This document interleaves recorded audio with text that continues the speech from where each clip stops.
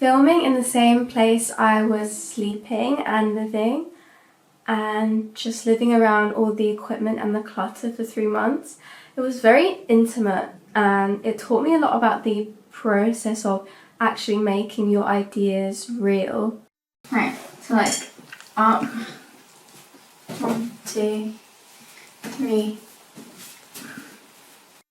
3, 2, 1.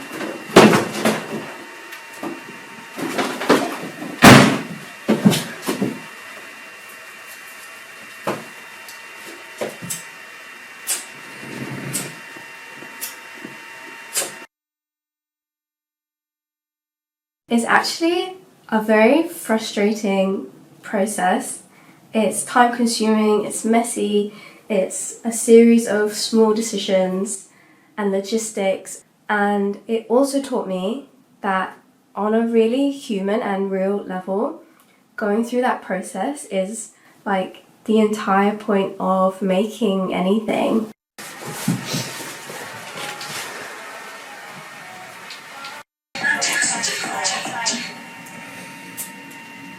That's it. It's industrial strength.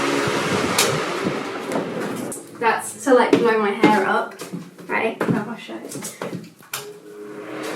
I have to lean back. And we've got white paper to extend the backdrop because we don't want to buy a full length paper. This was my favourite scene to shoot because it required the most planning. I wanted everything to start floating at exactly the same time. So I filmed myself taking the TVs away from the stack one by one, and then cut each TV out as its own layer and line them up so that they started moving all at the same time. And then for the legs, I actually had to perch myself on top of a ladder and put my legs as straight as possible to kind of imitate standing, which gave me the ability to then kick my legs up and give this kind of floating effect. And I filmed everything individually from the same angle with the same lighting, and then added the background back in at the end. And getting the scene took quite a few tries. I did try just jumping in the air at first and reversing it, but that didn't really give the right look. And I also tried falling onto a mattress, and that didn't seem to work either. So the third time I came up with this ladder idea, and that seemed to work.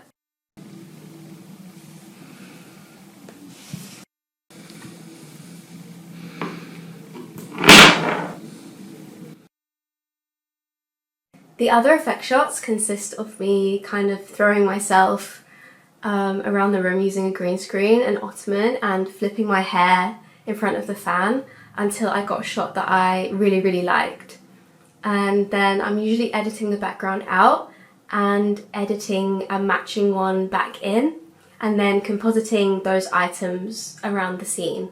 And I do own all of those items. I actually filmed them in 180 FPS again, dangling on a string in front of a green screen. You'll just go straight in. That was perfect. Yeah. Yeah, that was really good. Okay. Should we watch them? Filming day to day, grinding away at the project and hoping blindly at the end that it would be good and meaningful and that all the work would pay off. I kind of realised halfway through making the project, working in my bedroom day to day, that I was kind of living a version of the feeling I wanted to portray in the film.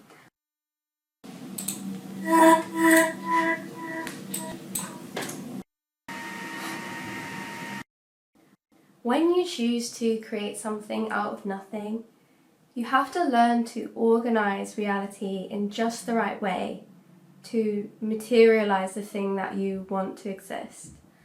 Like, you have to shuffle around your schedule and the things that confront you day to day and make many tiny decisions in order to build the bigger picture that you want to exist. And I think after making this short film, I'm so fascinated by that process, even more so, and how human it feels and how many lessons it holds. I do think ultimately it's that process that holds the meaning and not the cool and shiny thing that you've made at the end of it, even though I am quite proud of how cool and shiny it ended up looking.